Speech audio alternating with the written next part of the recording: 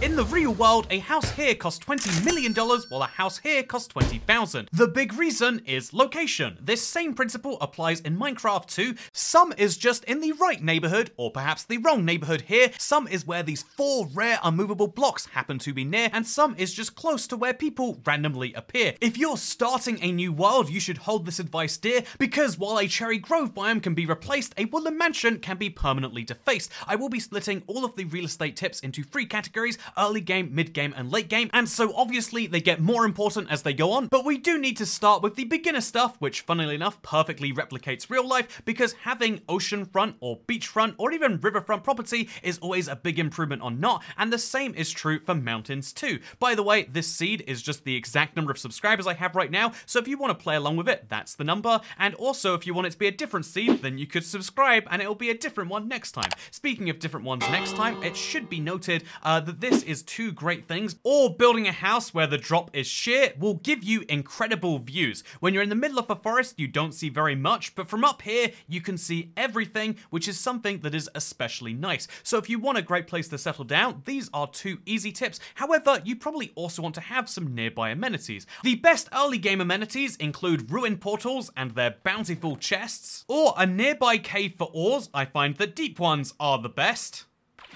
Oh. Lush caves too, nice. While a village provides you a lot of building resources, food, trading access, as well as minerals, you can kill the iron golem for iron, or you can even find a blacksmith chest sometimes. Whenever you find furnaces and lava, you know you've got it, and you can find some seriously good stuff in there. Actually, let's find out what this one has. Wow, is that a full-on iron helmet? You better believe it is. But yeah, these are the easy go-tos. Any single structure you find near spawn is a big benefit over not having one. But if you can be picky, it'd be nice to have the village, as well as a cave, as well as a lack of water. This will cause you problems later, just trust me about that one. But in general, a village is a great place to start, because no matter what you do, you'll never be able to change the biome that blocks are in, and this is why this is an important thing to consider, not just how things are when you create the Minecraft world. This is kind of the freebie Minecraft hands you, but how things will always be no matter how good you get at it. No matter how beautiful a base I make here, it's always going to be a swamp base, and so it's always going to have water that looks like this. You really can't see in this stuff, by the way, but also it's going to have grass that looks like this. If that is an acceptable compromise to you, and witches and slimes are not a bother, you could instead find one of these. This is a weird outpost of what looks like plains biome surrounded on all sides by swamp. If you like the idea of something weird, then a fun biome combination can always be played with later. Then the more intermediate level advice to follow would be to say that lots of biomes are just fine. The overwhelming majority, if you're in a forest, then once you chop down the trees, you'll have a biome that spawns a few mobs, which might be great and what you please. If you do it over an ocean, then you won't find most of the traditional mobs out there, and you will have a problem with like drowns and salmon under your base, which might be something that you really like. And the same is true for mountains. You'll have goats at the very top of that. That's something you can't really avoid. However, there are a few easy biomes you should be specifically trying to pick. Gravel. Seriously, every time I remember this biome really exists, I get a little bit sad, but something you won't get sad with is the plains biome. This is a really good starter biome for Minecraft. The flatter the better, but in general, they're all fairly flat, because this is a great place to build and feel like you are in control of where you build what. You might find a village here, which is obviously a big bonus, but even without a village, building in a plains is such a good bet, because you can see for so far across it, which means you're always relatively safe. Right here, looking across that mountain, there could be a creeper on the other side of it, which when I go AFK might walk towards me. But even better than a plains biome, if you have the choice and you happen to be lucky, you might find a badlands biome. No one calls it that, it's the mesa biome, or you might find a savanna biome. Both of these have a lot of the benefits of plains biomes, with the downside being you won't find as many passive mobs, but the upside being that it will never rain here. When it's raining in the rest of your world, it just doesn't here, something which is a huge improvement. The 2 easy biome choices are the jungle and the mushroom biome. This is because the jungle has this beautiful luscious green grass underneath it, and although it's annoying to get rid of the trees, let's be honest, you can speed that up quite a bit with some lava.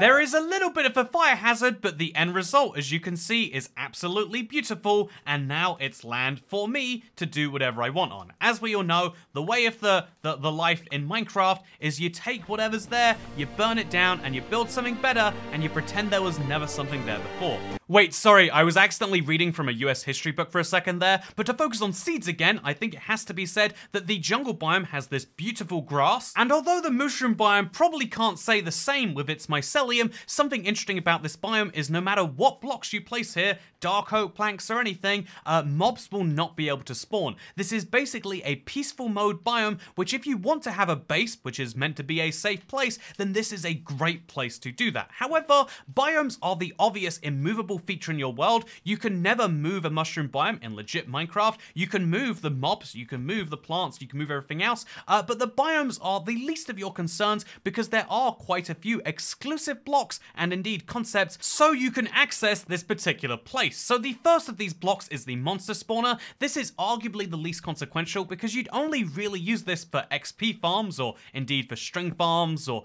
rotten flesh farms if anyone wants that. I guess mostly armor farms, or for, you know, arrows and for strings, and you can get all of these different things that you really want from the spawners, so it's nice to have one that's really close by and to make it very accessible. Then you place a few ladders so that you always have immediate access to, oh my god, it's so loud, to your spider spawner and the XP and string that comes with it. This applies to amethyst geodes too. This is extra important. If you want to get your hands on any of these crystals, you're going to need to have the block behind it, and these cannot be silk touched up. I've seen people try it, it's really painful, it looks like it should work, but this is an immutable characteristic of your Minecraft world, which means you're going to need to ladder it too.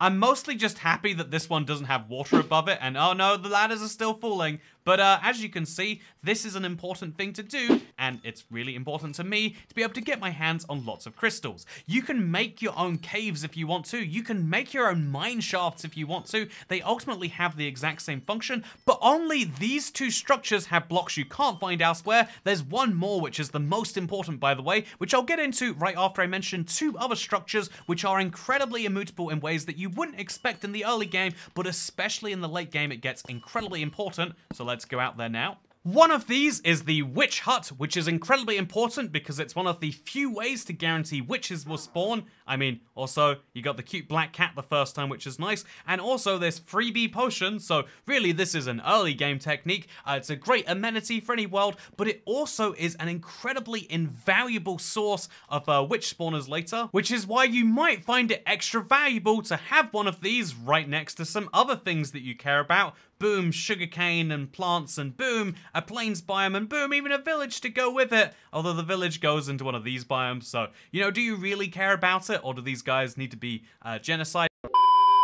You know, as a good real estate agent, I can assure you right now that whatever you choose to do on your property is entirely up to you.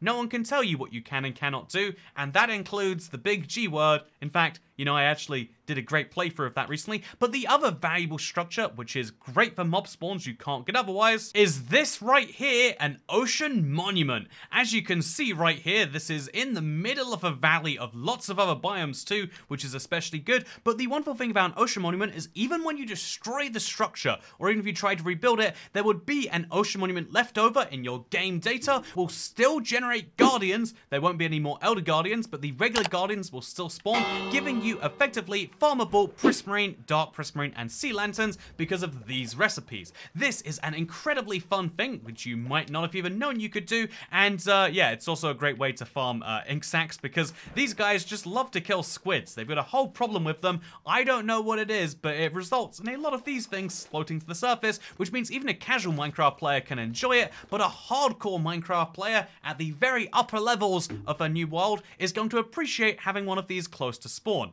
I really appreciate that this one is in the middle of like a lot of mountainous biomes. Seriously, you got some snowy peaks, you got some jungle, you got a lot of stuff right next to this. But yeah, these two biomes are great, but the ultimate thing you really need to consider when making your base is of course what it looks like when you go through a nether portal, because having a decent nether biome on the other side is a very big difference maker. To give you an idea of the difference, if you were to spawn in say a warp forest, what a great place that would be. This would give you the opportunity to spawn somewhere where there are no ghasts. Endermen might be annoying, sure, but they won't literally blow up your base. Well, clearly you need to be a little more central to this. As you can see, ghasts will only spawn in the Nether Waste, the Basalt Delta, and the Soul Sand Valley. This makes a big difference because you want your Nether spawn to be a safe place so you can do fun things in the Nether, which is why I'd recommend somewhere in this space. And yeah, that is something which I think is very, very important. And so yeah, spawning in a Basalt Delta might be bad enough that it's worth relocating your base if it's going to be for the long haul, or just admit that you've got a terrible place. But yeah, I think some people were thinking about the other portal, which is an important one too. Because something you can never do is build yourself an end portal out of thin air, which is why having a nearby stronghold is important, but also why it's extra important to check that stronghold. Here is a really fun, with fun in big air quotes and definitely not being said sarcastically, you know, here's a really fun thing about Minecraft Bedrock you might not know.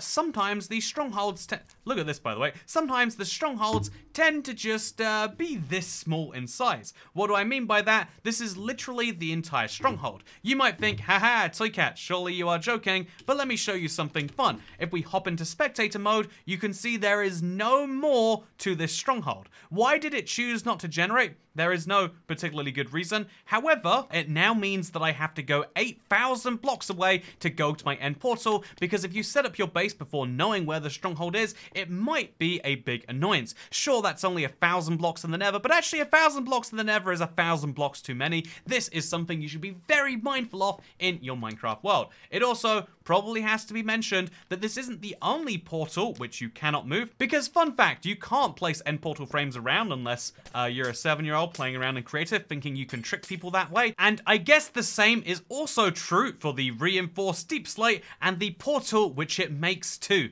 What is this new portal going to lead to? Is it ever going to do anything? This is something that we don't know for sure, but having one nearby might just make some sense, because this is the 4th of those weird hidden blocks which you really want to be sure of. But yeah, this is your guide to Minecraft real estate. Increase the value of it by being near the immovable blocks. Increase the value of it by being in a good biome. The Deep Dark actually is a surprisingly good biome for the biome itself, although it's really deep down, so maybe needs a big staircase out or a big bubble column out here. And in the same vein, it's really good to have certain structures nearby and really bad to have certain other ones. If you don't like the Warden, maybe it's a bad idea to be near one of these, but ultimately your Minecraft world is what you get to decide is valuable and what's not. Some people think that this dirt house is beautiful, and some people think that this dirt house is beautiful. Actually, you know, that second one's pretty nice, huh? But yeah, decide what's good and what's not. There's no one who will be buying your Minecraft world off you unless you're trying to sell it, in which case, I don't know, send me your offers. I'll see if I want to buy your world. Wait, I just realized that actually I do sell my world. I'm in the weird situation where there is an economic value attached,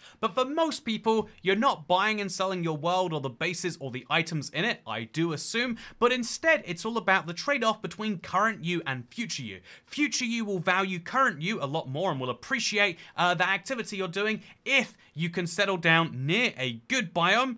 We've got a couple over here, rather than settling in a bad one, which is always near. If you settle down near the right structures, that is something which is great, and if you do something which is the opposite, then future you will appreciate that as much as something which we won't try and rhyme with today. Anyway, with that said, I hope you all enjoyed this video. If you did, then like it and let me know. I hope you enjoyed your guide to Minecraft real estate, and if you want to increase your property values, you know what to do now. But yeah, if you do that, then you'd have to pay more property tax too. And as we all know, the Toycat tax is a terribly high tax. I mean, you pay it once per whenever you feel like, and it comes at the rate of whatever you feel like paying. So if you want to avoid that, then just keep having impoverished dirt houses and no one can stop you. Oh, this is... A part of me really wants to dive into the absolute worst places to make a base. Like, the bottom of a river might be very high up there on genuinely just terrible ideas, not even good in any way, but I'll resist publishing that video today, and instead say thank you for watching, subscribe if you want to see more of these, and if you want to stay up to date with your friendly local real estate agent from the UK, and I'll see you next one, okay? Bye!